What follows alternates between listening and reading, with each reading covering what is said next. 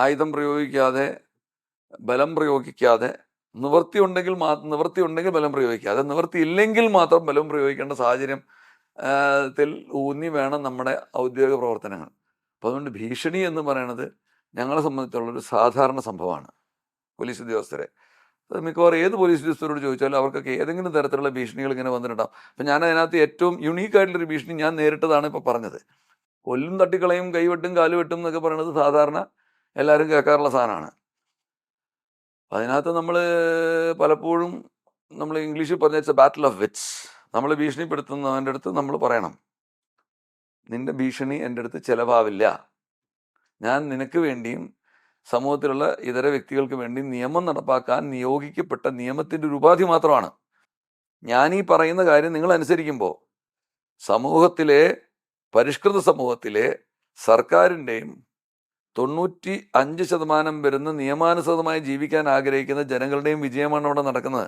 അല്ലാണ്ട് എൻ്റെ വ്യക്തിപരമായ വിജയമല്ല എന്ന് പറഞ്ഞ് മനസ്സിലാക്കാനുള്ള ആർജവം പോലീസ് ഉദ്യോഗസ്ഥനുണ്ടാവണം. അവിടെ വികാരം കൊള്ളുകയും നമ്മളിത് ഇങ്ങനെയൊക്കെ ചെയ്തത് എൻ്റെ നേരെയുള്ള വ്യക്തിപരമായ ഒരു അധിക്ഷേപമോ ആക്രമണവുമായി കണക്കാക്കുകയും ചെയ്യുന്നിടത്താണ് ഒരു പോലീസ് ഉദ്യോഗസ്ഥൻ പരാജയപ്പെടുന്നത്. നമ്മൾ ആ സേനയുടെ ഭാഗമാണ്. ഈ പോലീസ് എന്ന് പറയുന്നത് ഈ സർക്കാരിൻ്റെ സ്ട്രോങ് ആമാണ്. അപ്പം സർക്കാരിൻ്റെ ഏറ്റവും വ്യക്തവും വ്യതിരിക്തവുമായ ആൾക്കാർക്ക് കാണാൻ പറ്റുന്ന ഒരു ഉപാധിയാണ് പോലീസ്, നിയമോപാധി. അതുകൊണ്ട് തന്നെ എന്ത് പറ്റുന്നു എന്ന് വെച്ച് കഴിഞ്ഞാൽ, ഈ ലോകത്ത് ആര് എന്തിനു നേരെ പ്രതിഷേധിച്ചാലും ആ പ്രതിഷേധത്തിൻ്റെ ഏറ്റവും രൂക്ഷമായ ഭാഗം നേരിടേണ്ടി വരുന്നത് പോലീസുകാർക്കാണ്. പോലീസുമായിട്ട് ബന്ധമുള്ള ഒരു കാര്യത്തിനായിരിക്കില്ല ചിലപ്പോൾ പ്രതിഷേധം. ഇപ്പം ഞാൻ രസകരമായി പറഞ്ഞാൽ, ഇപ്പം ഇസ്രായേൽ അമേരിക്കയും നടത്തുന്ന യുദ്ധത്തിന് എതിരെയുള്ള പ്രതിഷേധങ്ങൾ നേരിടേണ്ടി വരുന്നുണ്ട്. ആ യുദ്ധം ഉണ്ടാക്കിയവനല്ല ഈ ഇവിടുത്തെ പോലീസുകാരൻ. ആ യുദ്ധത്തിന് ഒരു തരത്തിലുള്ള ഉത്തരവാദി നമ്മളല്ല. റഷ്യ യുക്രൈനെ ആക്രമിച്ചതിന് പ്രതിഷേധം ഉണ്ടായിട്ടുണ്ട്. ഇസ്രായേൽ ഗാസയിൽ ബോംബിട്ടാലും പ്രതിഷേധം ഉണ്ടാകും. ഈ പ്രതിഷേധം മുഴുവൻ നേരിടുന്നത് പോലീസ് ഉദ്യോഗസ്ഥരാണ്. ആ പ്രതിഷേധിക്കുന്നവരാരാണ്? പ്രതിഷേധിക്കുന്നത് ഞങ്ങളുടെ സഹോദരങ്ങളാണ്, അല്ലാതെ നമ്മുടെ ശത്രുവല്ല. ഈ പട്ടാളത്തിലെ ജോലിക്കും പോലീസിലെ ജോലിക്കുള്ളൊരു പ്രധാനപ്പെട്ട കാതലായ വ്യത്യാസമാണ് ഇപ്പം ഞാൻ പറഞ്ഞത്. പട്ടാളത്തിനും പാരാമിലിറ്ററി ഫോഴ്സിനും ഒരു പ്രഖ്യാപിത ശത്രുവുണ്ട്. പോലീസുകാർക്ക് ശത്രുക്കളില്ല. പോലീസിനെ നേരിടുന്ന ഏറ്റവും വലിയ ക്രിമിനൽ പോലും പോലീസ് സംരക്ഷിക്കാൻ ബാധ്യതയുള്ള ഒരാളാണ്. ഞാൻ പറഞ്ഞ മനസ്സിലായി. ഇപ്പം ഒരു കുറ്റകൃത്യം ചെയ്തിട്ട് അയാൾ സ്വയം കുത്തിച്ചാവാൻ നോക്കിയാൽ അത് നോക്കി നിൽക്കുന്ന പോലീസുകാരൻ്റെ പേരിൽ ആക്ഷൻ എടുക്കേണ്ടി വരും. കാരണം ആ ജീവനും സംരക്ഷിക്കാൻ നമ്മൾ ബാധ്യതപ്പെട്ടവരാണ്. ഇപ്പൊ നേരത്തെ പറഞ്ഞല്ലോ, മകളെ ഇങ്ങനെ ചെയ്യുന്ന ഫേസ്ബുക്ക് പോസ്റ്റ് ഇട്ട ആളെ അറസ്റ്റ് ചെയ്തു എന്നുള്ളത്. അപ്പൊ നമുക്ക് ഈ ലോജിക്ക് അങ്ങ് മാറ്റി വെക്കുകയാണ് ഞാൻ. ഈ ഒരു വികാരത്തള്ളിച്ച വരുമല്ലോ പലപ്പോഴും. ഇപ്പൊ സാധാരണ ഒരു അച്ഛനാണെങ്കിൽ അയാളുടെ മുഖത്തടിക്കണം, അല്ലെങ്കിൽ അയാളെ പോയി അയാളുടെ കോളർ ചുരുട്ടി പിടിച്ച് അസഭ്യം പറയണം, അങ്ങനെയല്ലേ വിചാരിക്കുള്ളൂ. അല്ലെങ്കിൽ അയാളെ ഒന്ന് ശകാരിക്കണം, ഈ ആമർഷം ഒന്ന് ഒഴിവാക്കാൻ വേണ്ടിയിട്ട്. അങ്ങനെ അടക്കി നിർത്താൻ പറ്റാറുണ്ടോ? ഞാൻ അദ്ദേഹത്തെ കാണണ്ടെന്നാണ് ആവശ്യപ്പെട്ടത്. എനിക്ക് കാണേണ്ട ആവശ്യമേ ഇല്ല. ഞാൻ ഇപ്പോഴും വിശ്വസിക്കുന്നത്, എൻ്റെ ഏറ്റവും വലിയ ഊറ്റം എന്ന് പറയുന്നത് എനിക്ക് വ്യക്തിപരമായി ഉണ്ടായിട്ടുള്ള ഒരുപാട് ആക്രമണങ്ങൾ ഉണ്ടായിട്ടുണ്ട്. ഫിസിക്കലായിട്ടുള്ള ആക്രമണങ്ങളും ഞാൻ നേരിട്ടിട്ടുണ്ട്. എന്നെ പണ്ട് ബോംബ് എറിഞ്ഞിട്ടുണ്ട്. എനിക്ക് 14 സർജറി കഴിഞ്ഞിട്ടുണ്ട്. എൻ്റെ ഈ രോഗമില്ലാത്ത തല അടിച്ചു പൊട്ടിച്ചിട്ടുണ്ട്. ആരോടും തന്നെ ഇന്ന് വരെ വ്യക്തിപരമായ ഒരു പകരം വീട്ടലിന് ഞാൻ മുതിർന്നിട്ടില്ല. പിന്നെ നമ്മൾ സംരക്ഷിക്കേണ്ടവരാണ് നമ്മുടെ മക്കൾ എന്ന് കരുതുന്നിടത്താണ് താങ്കൾ പറഞ്ഞ അമർഷം വരുന്നത്. അങ്ങനെ ഞാൻ കരുതിയിട്ടില്ല. ഇന്നും കരുതിയിട്ടില്ല. അതായത് നമ്മുടെ മക്കളായാലും നമ്മുടെ കുടുംബാംഗങ്ങളായാലും ഞാൻ എന്താ പറയുക, ഒരു പരിധിവരെ ഒരു ആത്മീയവാദിയാണെന്ന് പറയാം. അങ്ങനെയാണെങ്കിൽ അവർ നമ്മളുടെ കൂടെ ജീവിക്കാൻ നിക്ഷിപ്തമായിരിക്കുന്ന ഒരു ചുമതലയുമായിട്ട് വന്നിരിക്കുകയാണ്. അവർ വേറെ വ്യക്തികളാണ്. ഞാനൊരു പോലീസ് ഉദ്യോഗസ്ഥനായി പോയതുകൊണ്ട് എനിക്ക് അല്ലെങ്കിൽ ഒരു പക്ഷേ ഒരു പരിധിവരെ അമർഷത്തിനൊക്കെ എനിക്ക് യോഗ്യത ഉണ്ടായിരുന്നു, അവകാശമുണ്ട്. യോഗ്യതയല്ല, അവകാശം.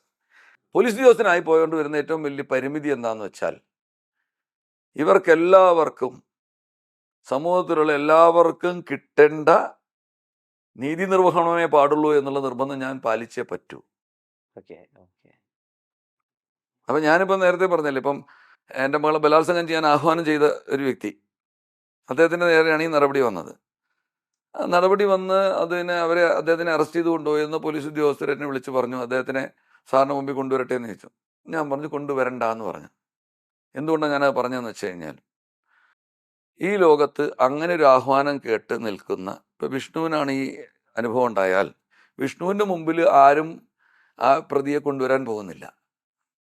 ശരിയാ. മനസ്സിലായില്ലേ?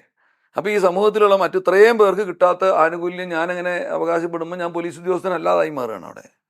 ആ പോലീസ് സേനയുടെ പ്രിവിലേജ് എടുത്താ പോയി. പ്രിവിലേജ് എടുത്തു കഴിഞ്ഞാൽ എനിക്ക് ധാർമ്മികമായി പിന്നെ വേറൊരാളുടെ ആ പ്രിവിലേജ് എടുക്കരുത് എന്ന് പറയാനുള്ള അവകാശം ഞാൻ തന്നെ ധ്വംസിക്കുകയാണ്. അത് വേണ്ട. അപ്പം അങ്ങനെയുള്ള പ്രിവിലേജസിൽ ഞാൻ വിശ്വസിക്കുന്നില്ല. ഇപ്പം ഞാനിപ്പോൾ ഇനി ആഹ്വാനത്തിനപ്പുറത്തേക്ക് ഇനി അങ്ങനെ ഒരു സംഭവം ഉണ്ടായെന്നിരിക്കട്ടെ.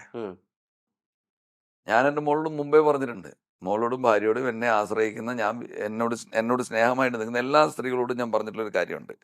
Any violence against any person is to be decried. ഇപ്പം വിഷ്ണുവിനെ ഞാൻ മർദ്ദിച്ചാൽ ആ മർദ്ദനം നിയമത്തിലുള്ളതല്ല, നിയമപ്രകാരമുള്ളതല്ല. നിയമപ്രകാരമുള്ള മർദ്ദനം ഉണ്ടാകാം. എപ്പോഴാണെന്ന് വെച്ച് കഴിഞ്ഞാൽ, ഞാൻ ആ മർദ്ദനത്തിലൂടെ അല്ലാതെ വിഷ്ണു ചെയ്യുന്ന ഒരു കുറ്റകൃത്യം എനിക്ക് തടയാൻ പറ്റാത്തൊരു സാഹചര്യം ഉണ്ടെങ്കിൽ എനിക്ക് മർദ്ദിക്കാം. അല്ലാതെ ഞാൻ ആരെ തല്ലിയാലും അത് ഒരു മര്യാദ ലംഘനം എന്ന് പറയുന്നത് എത്തിക്സിൻ്റെ ഭാഗമായിട്ട് നിയമപരമായിട്ട് നിയമവൈരുദ്ധ്യമാണ്, കുറ്റകൃത്യമാണ്. ഇതിനപ്പുറത്തേക്ക് ഒരു കുറ്റകൃത്യം ബലാത്സംഗത്തിൽ നടക്കുന്നുണ്ടോ? ഉണ്ടോ? ഇല്ല, ഉണ്ടാവാൻ പാടില്ല. ബലാത്സംഗം എന്ന് പറഞ്ഞാൽ ഒരു വ്യക്തിയെ ആക്രമിക്കുകയാണ്. ആ ആക്രമണത്തിനപ്പുറത്തേക്ക് അതിനൊരു പതിത്വം കൽപ്പിക്കുന്ന സമൂഹം യഥാർത്ഥത്തിൽ ഒരു സ്ത്രീവിരുദ്ധ നിലപാടാണ് എടുക്കുന്നത്. ഞാൻ പറഞ്ഞത് മനസ്സിലായെന്ന് കരുതുന്നു. അതായത് വയലൻസ് എന്ന് പറയുന്നത് ലോകത്ത് ആർക്കെതിരെ ചെയ്താലും അത് വയലൻസ് ആണ്, അത് ക്രൈമാണ്. അതിന് നിയമപരമായിട്ടുള്ള ബാധ്യതയോടുകൂടി നമ്മൾ മുമ്പോട്ട് പോകണം. എനിക്ക് പരിചയമുള്ള, എൻ്റെ കുടുംബത്തിലെന്ന് ഞാൻ പറഞ്ഞു ഒതുക്കുന്നില്ല, എനിക്ക് പരിചയമുള്ള എല്ലാ സ്ത്രീകളോടും ഞാൻ പറയാറുള്ള കാര്യം എന്താണെന്ന് വെച്ചാൽ, നിങ്ങളാരും ബലാത്സംഗം ചെയ്യപ്പെടാതിരിക്കട്ടെ. പക്ഷേ ഇന്ത്യയിൽ ഒരു ദിവസം 2014 കണക്ക് വെച്ചിട്ട് 94 ബലാത്സംഗങ്ങൾ നടക്കുന്നുണ്ട് ഒരു ദിവസം. ആ 94 ഇരകൾക്കും കിട്ടാത്ത ഒരു പ്രിവിലേജ് നിങ്ങൾ ഒരിക്കലും പ്രതീക്ഷിക്കരുത്. അങ്ങനെ ഒരു സംഭവം ഉണ്ടായാൽ നിങ്ങളതിന് പ്രതികരിക്കുന്നത് നിയമാനുസൃതം മാത്രമായിരിക്കണം. എനിക്ക് വ്യക്തിപരമായ അനുഭവമുള്ള 2-3 കേസുകളുണ്ട്. അതിനകത്ത് ഇങ്ങനെ സെക്ഷൽ വയലൻസിന് ഇരയാക്കപ്പെട്ടിട്ടുള്ള സ്ത്രീകളിൽ ചിലരെ ഒരു വ്യക്തി, അദ്ദേഹത്തിൻ്റെ അനുവാദമില്ലാതെ അദ്ദേഹത്തിൻ്റെ പേര് ഞാൻ എടുക്കുന്നില്ല, പക്ഷേ അദ്ദേഹം വന്ന് കഴിഞ്ഞ് ഞങ്ങളുടെ റിഹാബിലിറ്റേഷൻ പ്രോസസ്സും റീഇൻറ്റഗ്രേഷൻ പ്രോസസ്സും നടന്നു. അത് വളരെ റിസ്ക് എടുത്തിട്ട് ചെയ്തതാണ്. കാരണം എന്ന് വെച്ചാൽ 9 പേരാൽ ലംഘിക്കപ്പെട്ട ഒരു ഇര എന്ന്, അല്ലെങ്കിൽ നമ്മുടെ സർവൈവർ. അദ്ദേഹം കുറച്ച് കഴിഞ്ഞു പഠനം പൂർത്തിയാക്കി നിയമബിരുദധാരിയായി. കഴിഞ്ഞ ഒരു ദിവസം എന്നോട് ഒന്ന് പറഞ്ഞു, സാർ എൻ്റെ കഥ എനിക്ക് പറയണം. ഞാൻ പറഞ്ഞു, വേണം സാർ, എൻ്റെ തെറ്റല്ലല്ലോ, എൻ്റെ തെറ്റ് കാരണമല്ലല്ലോ എനിക്കിതൊക്കെ സംഭവിച്ചത്. അദ്ദേഹം എപ്പോഴും ഈ സമൂഹത്തിൽ നിലവിലുണ്ട്. മണിമേഖല എന്ന് പറഞ്ഞൊരു സിനിമാ നിർമ്മാതാവ്, സംവിധായികയും, അവർ വന്ന് എൻ്റെ ഇൻ്റർവ്യൂ വരെ എടുത്തു. അത് ദേശീയ തലത്തിൽ അതൊരു സിനിമയായി. അതിനകത്ത് 4 സ്ത്രീകളുടെ കഥ പറഞ്ഞതിനകത്ത് ഒരു സർവൈവർ ഞങ്ങളുടെ ഈ കുട്ടിയായിരുന്നു. ആ കുട്ടിയുടെ അടുത്ത് ഹാറ്റ്സ് ഓഫ്. ആ കുട്ടിയുടെ അടുത്ത് എനിക്ക് ഭയങ്കര ബഹുമാനം. ഇപ്പോഴും അദ്ദേഹം ഇവിടെ ഉണ്ട്, നമ്മുടെ നാട്ടിലുണ്ട്. ആ ഒരു നിലപാടായിരിക്കണം നമ്മുടെ സമൂഹത്തിലുള്ള എല്ലാ വ്യക്തികളും ഇത്തരം സംഭവങ്ങളോട് എടുക്കേണ്ടതെന്ന് ഞാൻ ഉച്ചൈസ്തര ഉദ്ഘോഷിക്കുകയാണ്. പിന്നെ ഞാൻ എങ്ങനെയാണ് എൻ്റെ കുടുംബത്തുള്ളവരുടെ ബലാത്സംഗത്തിന് ഞാൻ വേറൊരു ടേക്ക് എടുക്കുന്നത്? പറ്റില്ല. അപ്പം എൻ്റെ മകളോട് ഞാൻ പറഞ്ഞിട്ടുണ്ട്, അതിന് ഈ ചാരിത്രം പരിശുദ്ധി അതുമായിട്ടൊന്നും അസോസിയേറ്റ് ചെയ്യേണ്ട ഒരു കാര്യമേ ഇല്ല. പുരുഷനില്ലാത്ത ചാരിത്രം ഒരു സ്ത്രീക്ക് വേണ്ടാന്ന് വിശ്വസിക്കുന്ന ആളാണ് ഞാൻ. ജെൻഡർ ന്യൂട്രാലിറ്റി എന്ന് പറയുന്ന, ലിംഗപരമായ സമത്വം എന്ന് പറയുന്നത് സ്ത്രീകളെ ഉദ്ധരിച്ച് ഉണ്ടാക്കേണ്ടതാണെന്ന് ഞാൻ വിശ്വസിക്കുന്നേ ഇല്ല. മറിച്ച് ലോകത്തേതെങ്കിലും സ്ത്രീയെ വയലേറ്റ് ചെയ്യുന്നത് ഒരു പുരുഷനാണെങ്കിൽ ആ പുരുഷനെയാണ് നമ്മൾ പറഞ്ഞ് തിരുത്തേണ്ടത്. ഞാൻ നേരത്തെ പറഞ്ഞല്ലോ, ആ സർവൈവർ ആയിട്ടുള്ള ആ വ്യക്തി എന്നോട് പറഞ്ഞ്, അതിജീവിത ആയിട്ടുള്ള ആ വ്യക്തി എന്നോട് പറഞ്ഞ വാക്ക്, ഞാൻ തെറ്റ് ചെയ്തിട്ടില്ലല്ലോ സാർ, പിന്നെ എന്തുകൊണ്ട് എനിക്ക് എൻ്റെ കഥ പറഞ്ഞുകൂടാ? ഞാൻ ആ സിനിമയ്ക്ക് വേണ്ടി ഞാൻ ഇൻ്റർവ്യൂ കൊടുത്തു. അതൊരു എന്താ പറയുക, ഒരു പൂർണ്ണമായൊരു ഫീച്ചർ ഫിലിം ആയിരുന്നില്ല, എന്നാൽ ഡോക്യുമെൻ്ററി അല്ല, രണ്ടും കൂടെ കലർന്ന്. അതിനകത്ത് പിന്നെ മണിപ്പൂരിൽ ആഫ്സ്പ എന്ന് പറയുന്ന നിയമത്തിനെതിരെ നഗ്നയായി ഓടി പ്രതിഷേധിച്ച ഒരു സ്ത്രീയുടെ ഒരു കഥയൊക്കെ അതിൻ്റെ കൂട്ടത്തിലുണ്ടായിരുന്നു. അപ്പോൾ അങ്ങനെയുള്ള ജെൻഡർ പൊളിറ്റിക്സിൻ്റെ പ്രതിഷേധത്തിൻ്റെ പ്രതീകമായ വ്യക്തികളെ പ്രൊമോട്ട് ചെയ്യണമെന്നും അവർ വേണം ഈ സമൂഹത്തിൻ്റെ ഉന്നമനത്തിന് കാരണമാവാനെന്നും വിശ്വസിക്കുന്ന ഞാൻ, എൻ്റെ കുടുംബത്ത് ബലാത്സംഗം എന്ന് പറയുമ്പോൾ ഞാൻ ഭയന്ന് വിഹ്വലനായി എൻ്റെ മക്കളെയെല്ലാം സംരക്ഷിക്കുന്ന ഒരു നിലപാട് എൻ്റെ സ്വാധീനം കൊണ്ട് ചെലുത്തിയാൽ പിന്നെ എൻ്റെ മുമ്പിൽ ഞാൻ മോശക്കാരനാവും.